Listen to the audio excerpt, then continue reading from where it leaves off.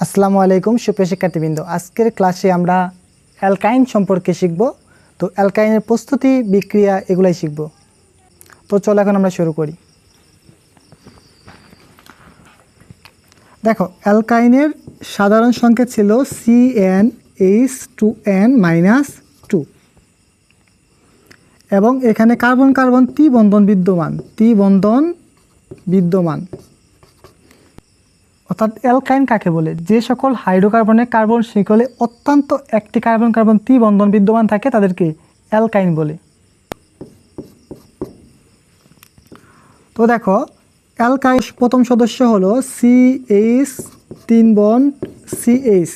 তো এর নাম কি? ইথাইন। এর আরেকটি নাম আছে, সেটা হলো অ্যাসিটিলিন।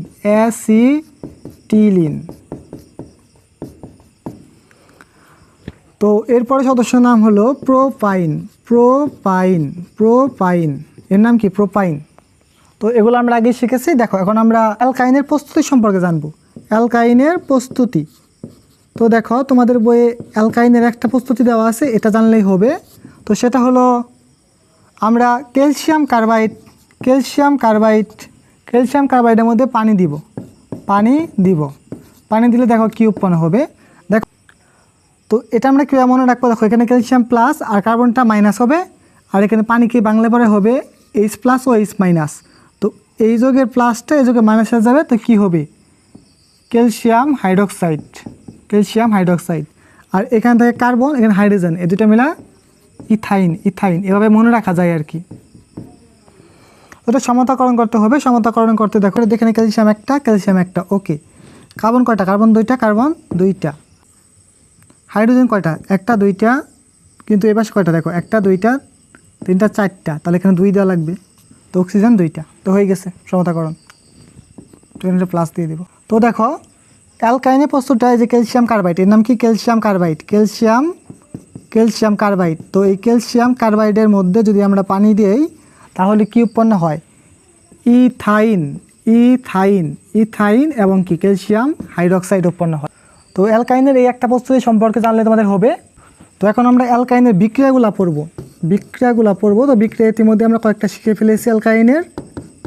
তো দেখো, 1 নম্বর বিক্রিয়া, যদি অ্যালকাইনের মধ্যে আমরা হাইড্রোজেন সংযোজন করি, 2 অণু হাইড্রোজেন দিলাম, নিকেল প্রভাবক 180 ডিগ্রি সেন্টিগ্রেড থেকে 200 ডিগ্রি সেন্টিগ্রেড তাপমাত্রা। তো কি হবে? এই দুটা দ্বিবন্ধন ভেঙে যাবে, এখানে কি হাইড্রোজেন যুক্ত হবে। তো কি হয়? CH3। এটা আমরা আগে শিখেছি। এখন দেখো, যদি এটার মধ্যে আমরা 1 অণু হাইড্রোজেন দিতাম, দিয়ে এখানে প্লাডিয়াম আর বেরিয়াম সালফেট প্রভাবক দিতাম, তাহলে কি উৎপন্ন হইতো?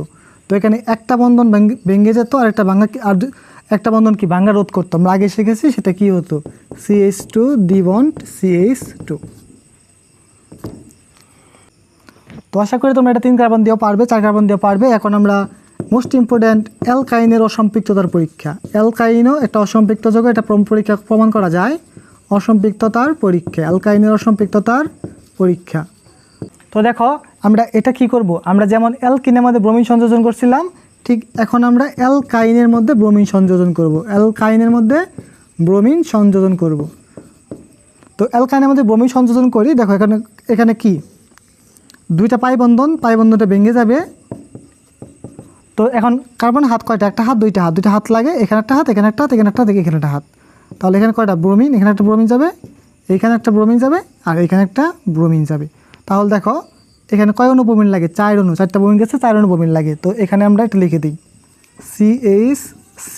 এখানে ব্রোমিন, এখানে ব্রোমিন, আর এখানে ব্রোমিন। তো দেখো, এটা আমরা নামকরণ করবো কীভাবে? যেহেতু এখানে ব্রোমিন কয়টা, এটা 1 নং কার্বন, এটা 2 নং কার্বন। তো এটা 1 নং ধরতে পারো, এটা 2 নং ধরতে পারো। আমরা শিকল যেদিকে আগে সেদিক থেকে আগে ধরি। তো দেখো, 1 নং কার্বনে ব্রোমিন কয়টা? 2টা। তাহলে 1,1। 2 নং কার্বনে ব্রোমিন কয়টা? 2টা। তাহলে 2,2। 2টা ব্রোমিনের জন্য 2টা 2, আর এখানে 2টা ব্রোমিনের জন্য 2টা 1। তো 4টা ব্রোমিন মানে কি? টেট্রাবোমো ইথেন। তো দেখো, বিক্রিয়া শুরুতে এটা ব্রোমিনটা কি লাল বর্ণ থাকে, এবং বিক্রিয়া শেষে লাল বর্ণ অপসারিত হয়। সকল অসম্পৃক্ত হাইড্রোকার্বন এই বিক্রিয়া প্রদর্শন করে। এই ইথিন যে একটা অসম্পৃক্ত হাইড্রোকার্বন তাই এই বিক্রিয়ার মাধ্যমে প্রমাণিত হয়। তো অ্যালকাইনের মোস্ট ইম্পর্ট্যান্ট একটা বিক্রিয়া পড়ব, সেটা হলো পানি সংযোজন। পানি সংযোজন, পানি সংযোজন। তো দেখো এই ইথাইনের মধ্যে আমরা যদি পানি যোগ করি, ইথাইনের মধ্যে আমরা যদি পানি যোগ করি, তো এখানে আমরা কি দিব? 20% sulphuric acid, 20% sulphuric acid, 2% mercuric acid, HgSO4, এটা কি মার্কিউরিক অ্যাসিড, এবং 80 ডিগ্রি সেন্টিগ্রেড তাপমাত্রা, 80 ডিগ্রি সেন্টিগ্রেড তাপমাত্রা। যদি এটা হয় তাহলে দেখো এখানে কি হবে জানো?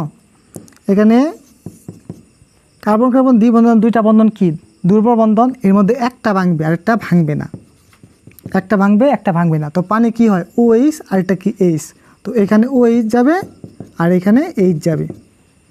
তো দেখো এটা হয়, কিন্তু পরবর্তীতে এখান থেকে Hটা এখানে এসে পড়ে এবং এই দ্বিবন্ধনটা এখানে যে অক্সিজেনের হারটা পূর্ণ করে। তাহলে দেখো কি হলো, এখানে CH দুইটা ছিল এই হাইড্রোজেন, এখানে একটা গেল, তাহলে 3টা হাইড্রোজেন। আর এখানে দেখো C, এখানে একটা হাত এখানে চলে গেছে, তাহলে অক্সিজেনের হাত কয়টা? 2টা H। তো এটা কী হলো? CH3CHO, CHO। তার নাম, এর নাম কি? CH3CHO, এর নাম কি? Ethanal, ethanal, ethanal. তো এটা মেনলি প্রথমে এটা এটা এটা তৈরি হয়, এরপর পূর্ণবিন্যস্ত হয়ে এটা তৈরি হয়। তো এখানে মেন কথাটা ছিল ইথাইনের মধ্যে যদি আমরা পানি সংযোজন করি তাহলে কি উৎপন্ন হয়? তাহলে উৎপন্ন হয় হলো ইথানেল। কিন্তু দেখো আমরা যদি প্রোপাইন, এই প্রোপাইনের মধ্যে যদি আমরা পানি সংযোজন করি, 20% sulphuric acid, 2% mercuric acid, 2% mercuric acid, আর 80 ডিগ্রি সেন্টিগ্রেড তাপমাত্রা।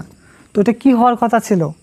এটা হওয়ার কথা ছিল CH3CH2COH, প্রোপানেল, প্রোপানেল, প্রোপানেল। কিন্তু এটা ভুল, এটা ভুল। তো CH3 এখান থেকে একটা বন্ধন ভাঙবে আর দুটা বন্ধন থাকবে। তো এখানে পানিটা কি হবে? H+ আর OH-। OH-। তো দেখো ইন্টারে ওটা তোমরা একটা জিনিস জানবে, সেটা হলো মার্কনিকফ রুল। তো তার রুল অনুযায়ী মানে মেন কথাটা আমি বলে দিই, যেখানে হাইড্রোজেন বেশি সেখানে হাইড্রোজেন যুক্ত হবে। তাহলে দেখো এইখানে একটা হাত ফাঁকা হয়েছে, এখানে একটা হাত ফাঁকা হয়েছে, তাহলে এইখানে কোনো হাইড্রোজেন আছে নাই, কিন্তু এখানে কি হাইড্রোজেন আছে না? তো এখানে হাইড্রোজেন যুক্ত হবে। আর এই কার্বনে কি যুক্ত হবে? OH যুক্ত হবে, OH যুক্ত হবে। তার মানে কি এটা এখানে চলে যাবে আর এটা এখানে উঠবে। তাহলে কি হয়? CH3C, এই বন্ধন এখানে আসলে পরে OCH3। তো এটা মেনলি কি হলো? Ketone, ketone, COCH3, ketone.